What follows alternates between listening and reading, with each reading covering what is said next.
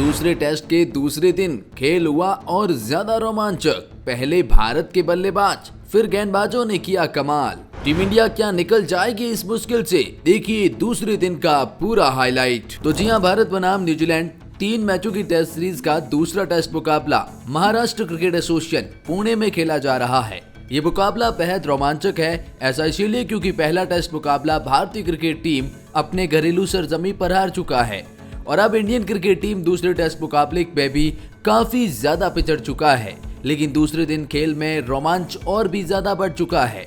Indian cricket team को डर है कि कहीं 12 साल बाद कोई टीम आकर हमें घर पर हरा न दें, क्योंकि पिछले 12 साल के इतिहास में इंडिया अपने घर पर एक भी टेस्ट सीरीज नहीं हारी है और इनफैक्ट न्यूजीलैंड से तो कोई भी टेस्ट सीरीज भारत अपने घर पर नहीं हारी है इतिहास में भी।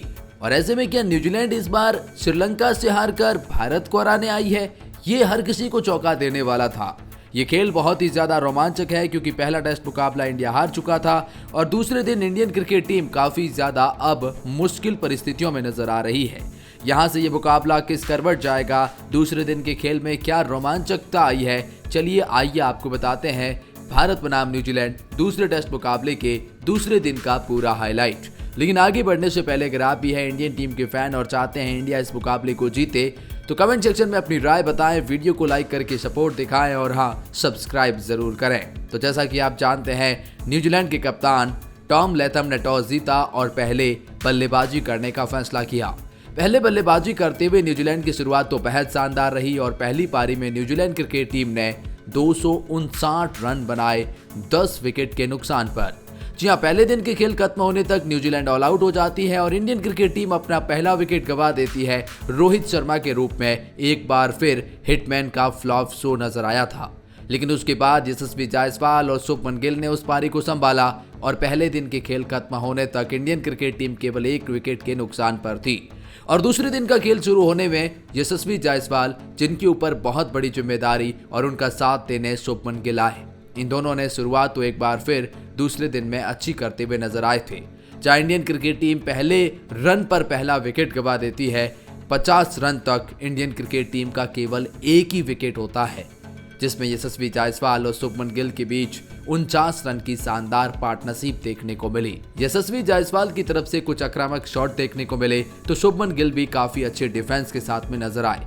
लेकिन अचानक फिर भारतीय क्रिकेट टीम 50 रन पर अपना दूसरा विकेट गंवाती है और दूसरे दिन के खेल का पहला विकेट 21वें ओवर में आता है और वो आता है शुभमन गिल के रूप में, जिन्हें आउट करने का काम एलबीडब्ल्यू के तौर पर मिचेल सैंटनर करते हैं। जी वही मिचेल सैंटनर जो आगे जाकर भारत को बहुत ज्यादा तकलीफ भी देने वाले हैं। उसके बाद विराट कोहली जरूर आए, लेकिन विराट कोहली का 56 रन पर इंडिया के तीसरा विकेट जाता है, जिसमें विराट कोहली 9 बॉल पर केवल 1 ही रन बना पाते हैं। मिचेल सैंटनर की एक डायरेक्ट बॉल को बीट हो जाते हैं आड़ा बल्ले से खेलने का प्रयास में और विराट कोहली बोल्ड हो जाते हैं। उसके बाद विराट कोहली के आउट होने के बाद इंडियन क्रिकेट टीम को एक बहुत बड़ा झटका लगा और 56 रन पर तीसरा विकेट जी अब विराट कोहली के रूप में गया। उसके बाद ऋषभ पंत और यशस्वी जायसवाल, ये इन दोनों के बीच में बड़ी जिम्मेदारी थी। लगा कि शायद अब पंत और जायसवाल उस पारी को बड़े ही अंदाज से संभालेंगे, क्योंकि यशस्वी जायसवाल सेट हो चुके थे और पंत भी अच्छी स्टार्ट ले चुके थे। लेकिन फिर अचानक वो हुआ जिसका डर हर किसी को था। 70 रन पर चौथा विकेट यशस्वी जायसवाल के रूप में लगता है, जिन्होंने 60 बॉल पर 30 रन की पारी खेली और उन्हें आउट करने का काम ग्लेन फिलिप्स करते हैं, ऑफ स्पिनर गेंदबाज। जी यशस्वी जायसवाल आउट हो जाते हैं और 70 रन पर चौथा विकेट लग जाता है। उसके बाद ऋषभ पंत और सरफराज खान वो जो पिछले मुकाबले में शतक लगा चुके थे और ऋषभ पंत वो जो पिछले मुकाबले में 99 रन की पारी खेली थी। लगा कि शायद यहाँ पर इस टर्निंग ट्रैक पिच पर अब मिडिल ऑर्डर में कुछ जान बची है तो फिर ये आखिरी जोड़ी है, क्योंकि प्रॉपर बैटर के तौर पर तो ये आखिरी जोड़ी ही रहने वाली थी। लेकिन 83 रन पर इंडिया को 5वां विकेट ऋषभ पंत के रूप में लगा, जो गैर जिम्मेदाराना शॉट खेलने के प्रयास में आउट हो जाते हैं और क्लीन बोल्ड हो जाते हैं। ग्लेन फिलिप्स उन्हें आउट करते हैं। 19 बॉल पर 18 रन की पारी, जिसमें 2 चौके लगाए। सरफराज खान और रविंद्र जडेजा क्रीज पर मौजूद, लेकिन सरफराज खान के रूप में इंडियन क्रिकेट टीम को 95 रन पर 6वां विकेट लग जाता है। यकीन मानिए इंडियन क्रिकेट टीम ताश के पत्तों की तरह ढहती नजर आई। स्पिन ट्रैक पिच पर इंडिया का ऐसा बुरा हाल बहुत ही कम देखने को मिलता है, लेकिन अब ये सच्चाई है कि स्पिन ट्रैक पर इंडिया भी फंसता है। सरफराज खान 24 बॉल पर 11 रन बनाते हैं और जी हां, इंडिया को 95 रन पर 6th विकेट लग जाता है। रविचंद्रन अश्विन और Ravindra Jadeja spin track pitch पर गेंदबाजी के तौर पर तो इनको आप बड़ी जिम्मेदारी दे सकते हैं, लेकिन एज अ बैट्समैन ये थोड़ी सी ज्यादा आप इनके साथ ज्यादती करेंगे। रविचंद्रन अश्विन के रूप में 103 रन पर 7वां विकेट लगता है। यकीन मानिए 50 रन पर इंडिया का केवल 1 विकेट था, लेकिन अगले 53 रन बनाने में इंडिया ने 6 विकेट गंवा दिए। ये दिखाता है कि कोलैप्स का शिकार हुई है Indian cricket team. Ravichandran Ashwin जिन्होंने 5 बॉल पर केवल 4 रन बनाए।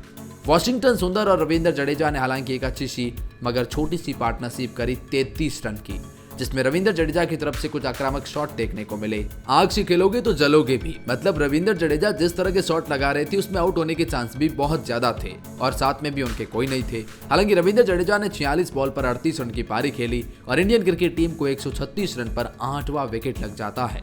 और रविंद्र जडेजा के रूप में बड़ा झटका उसके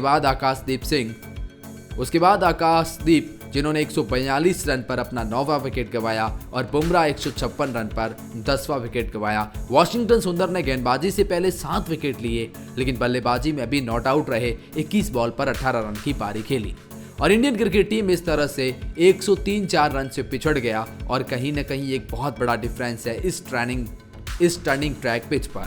देखने वाली बात यह भी है कि न्यूजीलैंड क्रिकेट टीम दूसरी पारी कैसे खेलेगी, लेकिन न्यूजीलैंड ने शानदार स्टार्ट दिया। लगा कि इंडिया जिस टर्निंग ट्रैक पिच पर फिसल गया, ताश के पत्तों की तरह ढह गया, तो लगा कि न्यूजीलैंड को भी हम 100 या 150 के अंदर रोक लेंगे और 250 का टारगेट भी अगर वो सेट करते हैं ओवरऑल तो इंडिया उस मुकाबले में रहेगा। लेकिन न्यूजीलैंड ने एक अलग उम्दा खेल दिखाया। हालांकि इंडियन क्रिकेट टीम के सामने इन्होंने एक बेसबॉल की तरह शुरुआत करी। टॉम लैथम और कॉनवे एक अच्छी शुरुआत देते हुए नजर आए, लेकिन कॉनवे के रूप में 36 रन पर पहला विकेट लग जाता है। लेकिन उसके बाद भी डेविन कॉनवे के आउट होने के बाद भी विल यंग और टॉम लैथम ने अच्छी पारी खेली। हालांकि विल यंग 28 बॉल पर 23 रन की पारी खेलकर 78 रन पर दूसरा विकेट गंवा देते हैं और उसके बाद आए रचिन रविंद्रा भी कुछ खास नहीं कर सके। 89 रन पर तीसरा विकेट रचिन रविंद्रा के रूप में लगता है। 89 पे 3 जाने के बाद लगा कि शायद अब यहाँ न्यूजीलैंड फिसल जाएगा, लेकिन ऐसा हो न सका। डैरेल मिचेल आए और उन्होंने टॉम लैथम के साथ एक अच्छी पार्टनरशिप करी, लेकिन डैरेल मिचेल के रूप में भी एक बहुत बड़ा झटका लगा। 123 रन पर चौथा विकेट लगा 1, 2, 3 पे 4 विकेट डैरेल मिचेल के रूप में। और उसके बाद वो हुआ जिसका उम्मीद कोई नहीं कर रहा था, टॉम लैथम। और जी हाँ, बात करेंगे टॉम ब्लेंडल की। इन दोनों ने मिलकर क्या ही कमाल की पार्टनरशिप करी और जो न्यूजीलैंड क्रिकेट टीम 123 रन पर 4 विकेट गंवा चुका था, इन दोनों ने मिलकर उसको 60 रन की पार्टनरशिप दी। और कहीं न कहीं टॉम लैथम पहले अपनी हाफ सेंचुरी पूरी कर चुके थे, अच्छे शॉट लगा रहे थे, हल्के हाथों से खेल रहे थे और रिवर्स स्वीप लगा रहे थे, स्पिन को सेटल ही नहीं होने देने का प्रयास कर रहे थे। और कप्तानी पारी खेली काफ़ी अच्छी, 133 बॉल पर 86 रन की पारी जिसमें 10 चौके लगाए और 183 पे 5 विकेट टॉम लैथम के रूप में 5वां विकेट लगा और जिन्हें आउट करने का काम वॉशिंगटन सुंदर ही करते हैं। देखिए, सुंदर की तारीफ करनी होगी, पहले 7 विकेट, फिर नाबाद पारी और फिर अब तक तो 4 विकेट ले चुके हैं। और दिन का खेल खत्म होने तक न्यूजीलैंड 198 रन बनाती है 5 विकेट के नुकसान पर और न्यूजीलैंड क्रिकेट टीम फिलहाल 301 रन से लीड कर रहा है इस मुकाबले को। और अब आंकड़े यही कहते हैं कि इतने बड़े मुकाबले का और रन का टारगेट का पीछा करना इंडियन में चौथी पारी में लगभग नामुमकिन है। पहले आपको क्या लगता है ये पारी कितनी लीड लेगी अभी तक?